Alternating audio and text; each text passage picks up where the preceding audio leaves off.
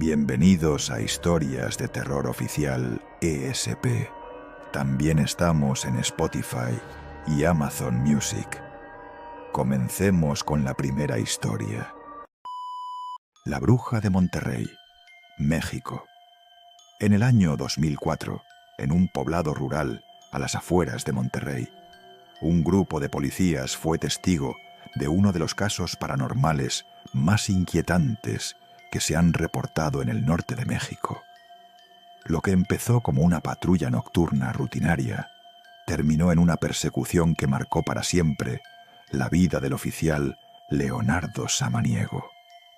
Era una madrugada nublada cuando el oficial Samaniego conducía solo su patrulla por la colonia Valles de la Silla. Según su testimonio, poco antes de las 3:30 de la mañana, notó una figura extraña flotando entre los árboles. Al principio pensó que era un pájaro grande, pero al acercarse, la figura descendió del aire con una lentitud antinatural, como si ignorara las leyes de la gravedad. Lo que vio lo dejó helado. Era una mujer, o algo con forma de mujer. Tenía el rostro cubierto con un velo oscuro y su piel era completamente negra. Sus brazos eran largos y delgados como ramas secas. Sus ojos brillaban como brasas y sus ropas flotaban como si estuviera bajo el agua. El oficial frenó en seco. La figura se lanzó directamente hacia el parabrisas. «¡No!», gritó mientras retrocedía en pánico. La criatura golpeó con fuerza el cofre del vehículo y luego intentó abrir la puerta del conductor. Samaniego aseguró que los seguros se activaron solos, como si algo protegiera el interior. Pero la entidad no se detuvo. Golpeaba el vidrio con una fuerza brutal, gruñendo y murmurando en una lengua desconocida. Logró pedir refuerzos por radio, aunque con una voz temblorosa. Cuando llegaron sus compañeros minutos después, la figura ya no estaba. Pero él seguía adentro de la patrulla, en estado de shock, llorando y repitiendo sin cesar: «Tenía ojos de demonio. Quería llevarme». La noticia se difundió rápidamente. Algunos medios locales entrevistaron al oficial, quien insistió en su versión incluso con el paso de los años. Fue sometido a pruebas psicológicas y de drogas. Todo salió limpio. Lo más inquietante fue que no fue el único caso. Vecinos del área comenzaron a hablar. Algunos confesaron haber visto la misma figura volando sobre los cables de luz o posada en los árboles. Otros decían haber oído cánticos extraños por la noche, siempre entre las 3 y 4 de la madrugada. Incluso hubo quienes aseguraron que animales de granja aparecían mutilados, sin sangre, como si les hubieran extraído la vida misma. Un anciano del pueblo, don Matías, reveló que lo que vieron no era una simple aparición. «Es una bruja», dijo, «pero no como las de los cuentos. Estas son reales. Se alimentan del miedo, del alma, y se aparecen cuando alguien les falta al respeto o se mete donde no debe». Según él, hacía apenas una semana, un grupo de jóvenes había profanado una pequeña cueva en el Cerro de la Silla, donde, según las leyendas, se hacían rituales de brujería desde la época colonial.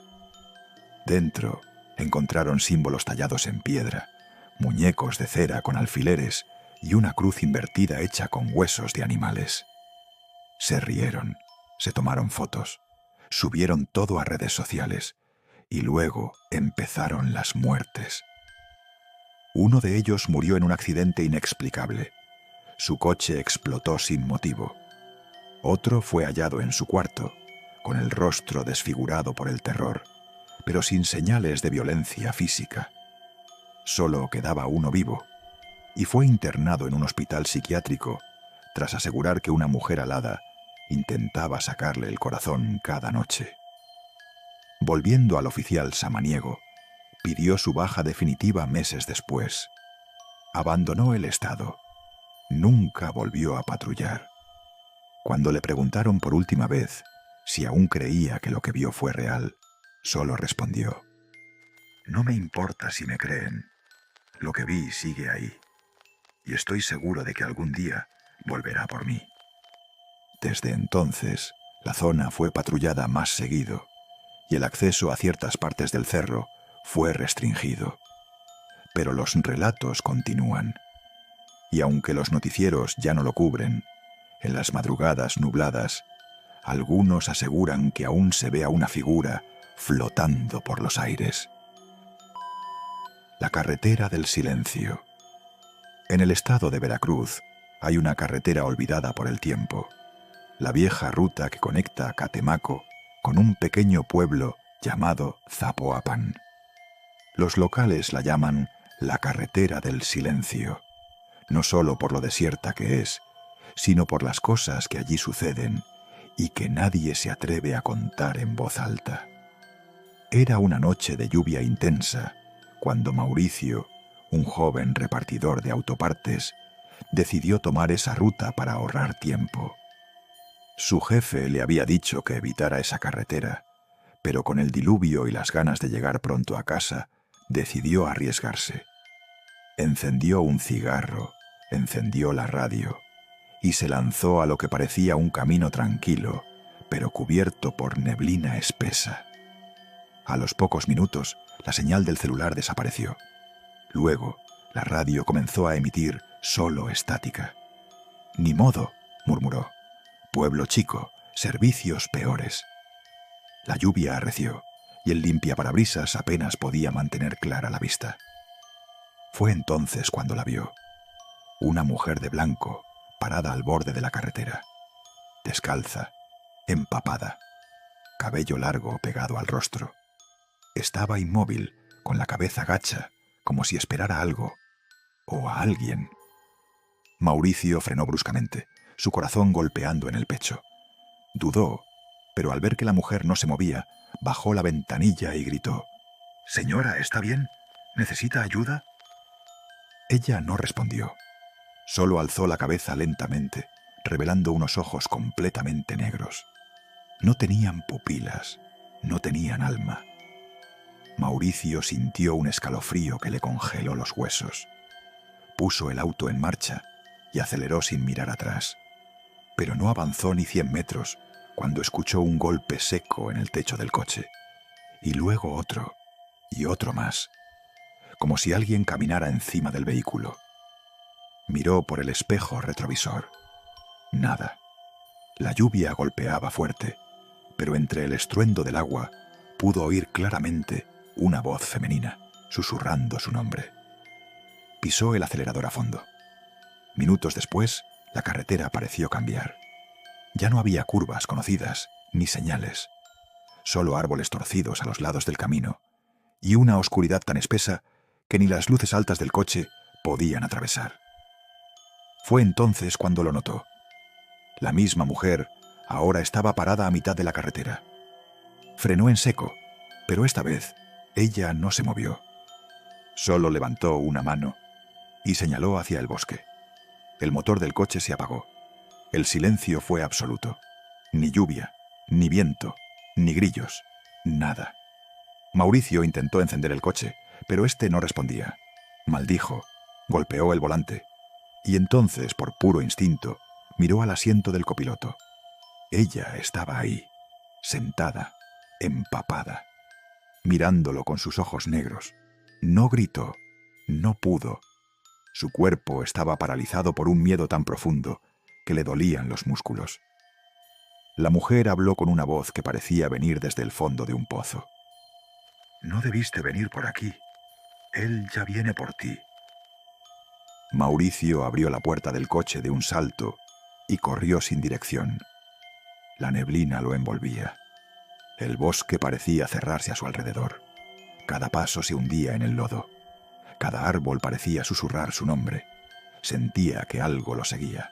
Tropezó y cayó. Al levantar la vista, estaba en medio de un claro, y frente a él, una figura. Un hombre de más de 2 metros, con un sombrero enorme y una gabardina negra. No se le veía el rostro, pero sus ojos brillaban rojos en la oscuridad. El hombre levantó una mano. En ella colgaban llaves de coche. «¿Buscas esto?», dijo con una voz que helaba la sangre. Mauricio retrocedió, pero tropezó con algo. Al mirar, descubrió decenas de autos abandonados, cubiertos de moho, oxidados, y dentro de ellos, cuerpos. Cuerpos en estado de descomposición, algunos aún con las manos aferradas al volante, como si no hubieran podido salir. Intentó correr, pero el hombre ya estaba frente a él. «Te unirás a ellos», susurró. Lo último que Mauricio sintió fue el frío de una mano esquelética apretando su cuello, y luego oscuridad. 2 semanas después, la policía encontró su coche abandonado en medio del bosque. No había señal de Mauricio, ni huellas, ni pistas, solo un mensaje escrito en el parabrisas con lo que parecía ser sangre.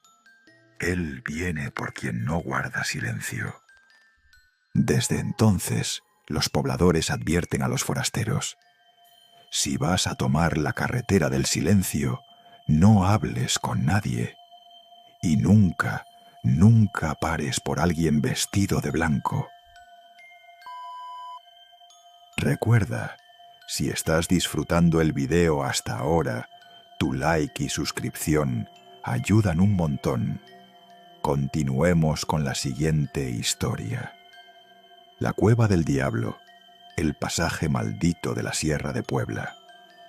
En las montañas húmedas de la Sierra Norte de Puebla, entre la neblina perpetua y los árboles que crujen con el viento, existe un lugar que los lugareños evitan mencionar. Se le conoce como la Cueva del Diablo. Su entrada, oculta entre maleza y piedras cubiertas de musgo, se abre como una herida negra en la tierra. Aunque la mayoría lo considera solo una leyenda, hay un caso registrado en 1998 que hizo que el miedo se reavivara con más fuerza. El protagonista fue Julio Ramírez, un joven estudiante de geología de la Universidad de Puebla.